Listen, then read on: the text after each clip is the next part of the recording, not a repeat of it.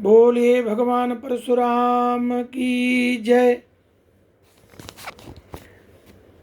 भगवान के अवतार हुए विभिन्न प्रकार के। जब जब गौ, ब्राह्मण, कन्या, गंगा आदि जितनी आवश्यक चीज़ हैं जो सनातन धर्म की रक्षा करती हैं, उन पर जब जब अत्याचार हुआ है तब तब भगवान का अवतार हुआ है। इसमें छठवां अवतार जो है भगवान परशुराम का था। भ्रामक बातें हैं कि आपस में ब्राह्मण को, क्षत्रियों को, सवर्णों को लड़ाने के लिए कुछ आतंकवादी टाइप आदमी थे जो साहित्यिक आतंकवादी थे।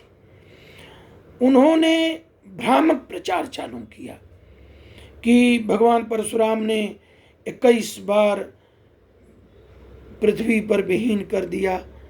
वो ताकतवर थे, बलवान थे, एक ही बार विहीन कर देते, फिर बार बार करने की क्या जरूरत।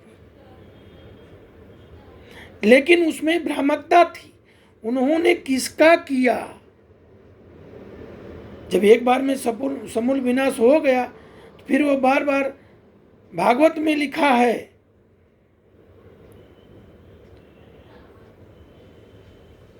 कि भगवत दोहो निशान नृपानः, भगवत दोहो निशान।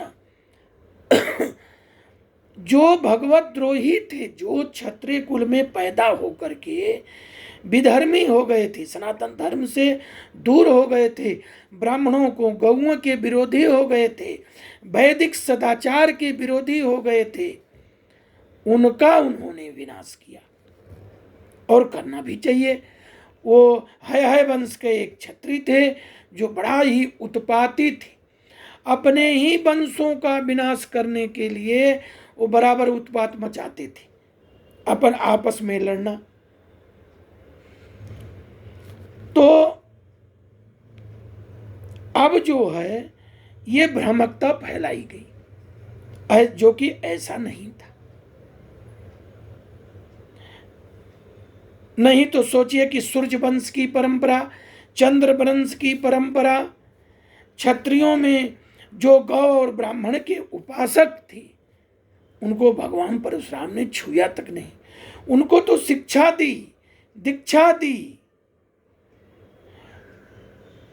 एक छोटा सा उदाहरण है कि जिस सुदर्शन चक्र से पूरा महाभारत का दुष्टों का विनाश हुआ, उस सुदर्शन चक्र को भगवान परशुराम ने श्री कृष्ण को दिया। बर्बरीक से पूछा गया, बर्बरीक बोला कि मैं क्या बताऊं, मैं तो यही देख रहा था केवल कि सब लोग केवल लड़ रहे थे, लेकिन सुदर्शन चक्र जिधर चलता था उधर जोधा गिर जाते थे। तो मैं तो यही देख रहा था कि केवल सुदर्शन चक्र चल रहा था।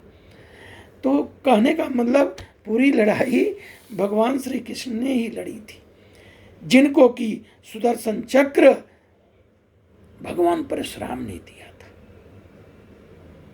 आगे के एपिसोड में हम प्रश्न के माध्यम से, प्रश्न उत्तर के माध्यम से भगवान परशुराम के बारे में बताएंगे। जय भगवान परशुराम।